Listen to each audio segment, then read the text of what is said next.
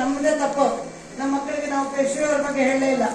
ಪೇಶಾವರ ಪಾಕಿಸ್ತಾನದಲ್ಲಿರೋ ಪೇಶಾವರ ಅದು ನಮ್ಮ ದೇಶದ ಪೇಶ್ವೆ ಮಹಾರಾಜರು ಆಳಿರುವಂತ ಜಾಗ. ಅದಕ್ಕೆ ಪೇಶಾವರ ಅಂತ ಹೆಸರು ಬಂತು. ಆದ್ರೆ ಪೇಶ್ವೆ ಗೊತ್ತಾ ಅಂತಂದ್ರೆ ಯಾರು ಇದು ಯಾವ ಫಿಲ್ಮ್ ಅದು ಫಿಲ್ಮ್ ಹೆಸರೇ ಮಸ್ತಾನಿ ಪೇಶ್ವೆನ ಅಂತ ನಮ್ಮ ಮಕ್ಕಳು ಕೇಳ್ತಾರೆ. ಯಾಕಂತಂದ್ರೆ ಈ ಮಾಧ್ಯಮ ಇದೆಯಲ್ಲ, ಇದು ಬಹಳ ಪವರ್ಫುಲ್ ಮಾಧ್ಯಮ. ಈ ಸಿನಿಮಾ ನಾಟಕಗಳು ಬಹಳ ಪವರ್ಫುಲ್ ಮಾಧ್ಯಮ. ಕೊನೆಗೆ ಬೇಂದ್ರೆ ಅಂದ್ರೆ ಯಾರು ಅಂತಂದ್ರೆ ಈ ತರದ ಭಾವನೆ ಆಗ್ಬಿಡುತ್ತೆ ದರಾ ಬೇಂದ್ರೆ ಅವ್ರ ಬಗ್ಗೆ. ಆದ್ರೆ ಅವರ ಪುಸ್ತಕಗಳು ಮತ್ತು ಅವರಿರೋ ವ್ಯಕ್ತಿತ್ವನೂ ಹಾಗಿರ್ಲಿಲ್ಲ. ಹೀಗಾಗಿ ನನಗನ್ಸುತ್ತೆ ಅದ್ಭುತವಾಗಿತ್ತು, ನಾಟಕ ತುಂಬಾ ಚೆನ್ನಾಗಿತ್ತು, ನಟನೆ ಅಂತೂ ಅತ್ಯದ್ಭುತವಾಗಿತ್ತು. ಆದ್ರೆ ಈ ತರದ ಹಿರಿಯ ವ್ಯಕ್ತಿಗಳನ್ನ ನಿಜವಾಗ್ಲೂ ಹಿರಿಯರು ಅವ್ರು ಬರ್ತಿದ್ರು ಸರಿ. ಆದ್ರೆ ನನ್ಗನ್ಸೋದು ಇವತ್ತಿನ ಪೀಳಿಗೆಗೆ ಮುಂದೆ ಎಲ್ಲರೂ ತಿಳ್ಕೊಂಡಿರಲ್ಲ ಎಲ್ಲ ವಿಷಯವನ್ನು. ಈಗ ಬಸವರಾಜರಿಗೆ ಎಲ್ಲ ವಿಷಯಗಳು ಗೊತ್ತು, ಅವ್ರು ತಪ್ಪು ಅರ್ಥ ಮಾಡ್ಕೊಳ್ಳಲ್ಲ. ಆದ್ರೆ ನಮ್ಮಂತ ಪಾಮರರಿಗೆ ಅರ್ಧಮರ್ಧ ಗೊತ್ತಿರೋರಿಗೆ ಈ ತರದ ವಿಷಯ ಹೇಳಿದಾಗ ಅದೊಂದೇ ತಲೆಯಲ್ಲಿ ಉಳ್ಕೊಳ್ತದೆ. ನಾನು ಯಾಕೆ ಬಾಜಿರಾವ್ ಮಸ್ತಾನಿ ಹೆಸರು ತಗೊಂಡೆ ಅಂದ್ರೆ ಕೊನೆಗೆ ಪೇಶ್ವೆ ಯಾರು ಅಂದ್ರೆ ಮಸ್ತಾನಿಯ ಪ್ರಿಯಕರ ಅಂತಾನೆ ಉಳ್ಕೊಳ್ಳುತ್ತೆ ಹೊರತು ಪೇಶ್ವೆ ಭಾರತಕ್ಕೆ ಮಾಡಿರುವಂತಹ ಸೇವೆ, ಅವರು ಮಾಡಿರೋ ಅವರ ಪರಾಕ್ರಮ, ವ್ಯಕ್ತಿತ್ವ ಮತ್ತೊಬ್ಬರು ಬರ್ತದೆ ಅನ್ನೋದು ನಮ್ಮ ಅಭಿಪ್ರಾಯ. ದಯವಿಟ್ಟು ತಾವು ಇದಿದ್ರೆ ತಪ್ಪೇ ತಗೊಳ್ತದೆ. ಮೇಡಮ್ ಹೇಳಿದ್ರು ಕರೆಕ್ಟು. ಇದನ್ನು ಚಿನ್ನದ ಕಥಾ ಅಂತಕ್ಕಂಥ ಪುಸ್ತಕದಲ್ಲಿ ಬೀಚಿಯವರೇ ಬರೆದಿರ್ತಕ್ಕಂಥದ್ದು.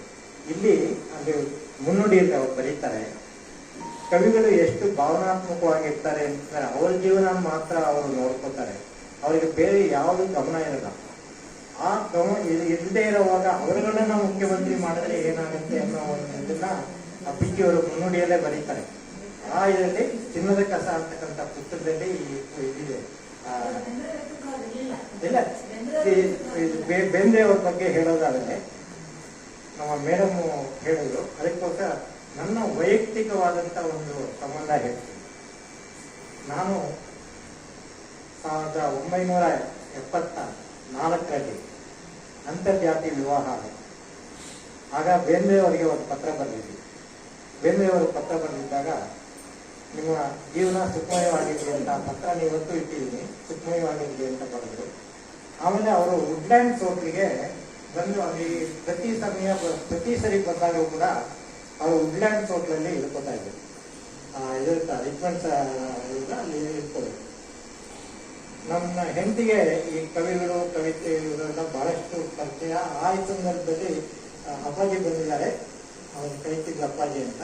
ಅಪ್ಪಾಜಿ ಬಂದಿದ್ದಾರೆ, ನಾವು ಹೋಗೋಣ ಅಂತ ನಾವು ಹೋಗಿ ಗೇಟ್ ತೆಗೆದು ಅವ್ರ ರೂಮಿಂದ ಒಬ್ಬನ ಕರ್ಕೊಂಡು ಲೀಲಾ ಬರ್ತಾ ಇದ್ದಾರೆ, ಬಸವರಾಜ್ ಬರ್ತಾ ಇದ್ದಾರೆ ಕರ್ಕೊಂಡು ಅಂತ. ಅಷ್ಟು ದಿವ್ಯ ಶಕ್ತಿ ಇರ್ತಿತ್ತು ಅವ್ರಿಗೆ ಬೇಂದ್ರೆ ಅವರು. ಆಮೇಲೆ ಕರ್ಕೊಂಡು ರೂಮಲ್ಲಿ ಕೂರಿಸ್ಕೊಂಡು ನಮ್ಮ ಕ್ಷೇಮ ಸಮಾಚಾರ ವಿಚಾರಿಸಿ ನಮಗೆ ಆಶೀರ್ವಾದ ಮಾಡಿದ್ರು. ಮದುವೆ ಆದ 7 ದಿವಸದಲ್ಲಿ ಆಶೀರ್ವಾದ ಮಾಡಿ ನೀವು ಚೆನ್ನಾಗಿದ್ದೀರಿ. ಅವ್ರ ಆಶೀರ್ವಾದದಿಂದಲೇ ಇವತ್ತು ನಾವು ಚೆನ್ನಾಗಿರೋರು. 49 ವರ್ಷಗಳ ವೈವಾಹಿಕ ಜೀವನ ಆಯ್ತು. ಅವ್ರ ಪತ್ರ ಬಂದಿರೋದು ಇವತ್ತು ಕೂಡ ನಾನು ಜೋಪಾನವಾಗಿ ಇಟ್ಟಿದ್ದೀನಿ. ಅದನ್ನ ಮೇಡಮ್ ತಂದು ತೋರಿಸ್ತೀನಿ. ಯಾಕೆಂದ್ರೆ ಅವರ ವ್ಯಕ್ತಿತ್ವ ಬೇರೆ, ಆದ್ರೆ ಅವರ ಭಾವನಾತ್ಮಕ ಜೀವನ ಬೇರೆ. ಅವರು ಬರೆಯುವಾಗ ಭಾವನಾ ಅಲ್ಲಿರ್ತಾರೆ ಹೊರತು ಅವರ ಲೌಕಿಕ ಪ್ರಪಂಚಕ್ಕೆ ಖಂಡಿತ ಬರಲ್ಲ. ಅವ್ರು ಬಂದಿಲ್ಲ, ಅವ್ರು ಬರಲೂ ಇಲ್ಲ, ಬಂದಿಲ್ಲ. ಅದರಿಂದ ನಾವು ಅವ್ರನ್ನ ಬೀಚಿ ಅವ್ರು ಬರ್ತಿದ್ದಿಲ್ಲ, ನಾವು ಇಲ್ಲಿ ಪ್ರದರ್ಶನ ಮಾಡಿದ್ವಿ ಅಷ್ಟೇ, ಬೇರೆ ಏನಿಲ್ಲ.